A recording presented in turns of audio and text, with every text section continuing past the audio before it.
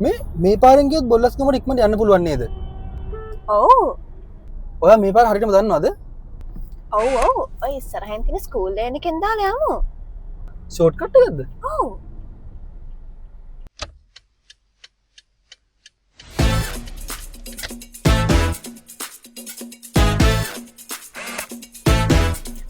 මේ බලන්න පරිදි